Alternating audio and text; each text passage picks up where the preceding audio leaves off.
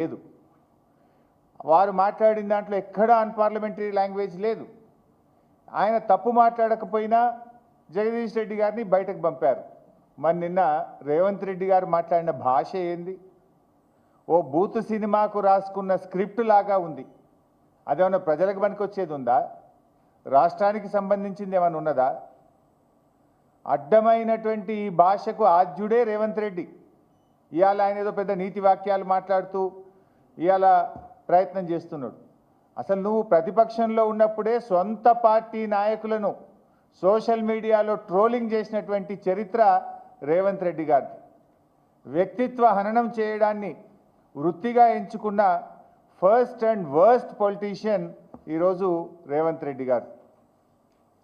Revanth Reddy garu is the father of false narratives. Revanth Reddy garu is father of body shaming.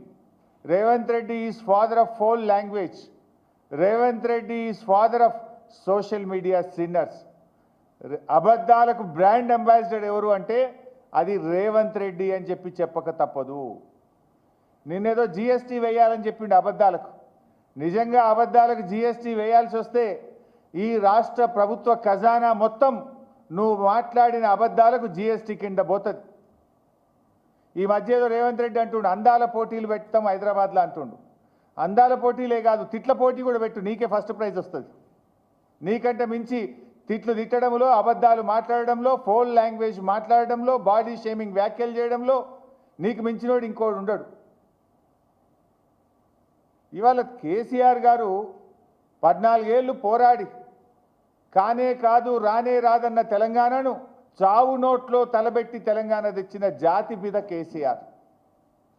10 ఏళ్ళు ఈ రాష్ట్రాన్ని అద్భుతంగా పాలించి దేశానికి దిక్సూచిగా నిలిపిన నాయకుడు కేసీఆర్.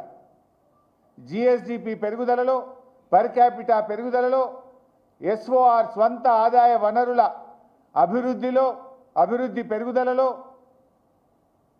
విద్యుత్ వినియోగములో, ప్రతి ఇంటికి త్రాగునీరు అందించడములో, సాగు విస్తీర్ణం పెంచడములో, పంటల ఉత్పత్తి పెంచడములో, మిషన్ కాకతీయ ద్వారా, రైతు బంధు ద్వారా దేశానికి ఆదర్శంగా నిలిచిన నాయకుడు కేసీఆర్.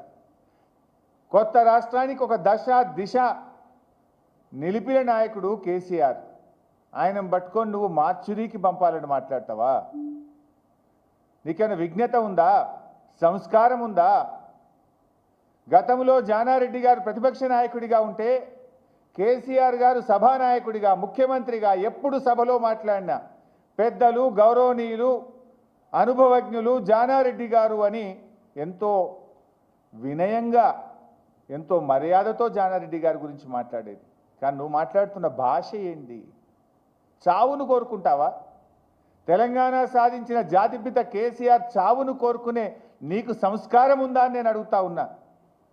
నువ్వు మాట్లాడే భాష వల్ల తెలంగాణ పరువు, ప్రతిష్ట, గౌరవం మంటగలిసిపోతూ ఉంది.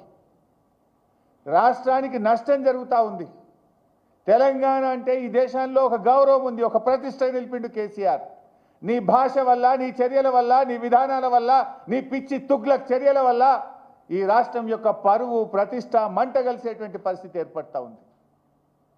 నిన్న మేము శాసనసభలో, శాసన మండలిలో కేసీఆర్ గారి పట్ల రేవంత్ రెడ్డి చేసిన అనుచిత వ్యాఖ్యలకు మేము వాకౌట్ చేసినాం.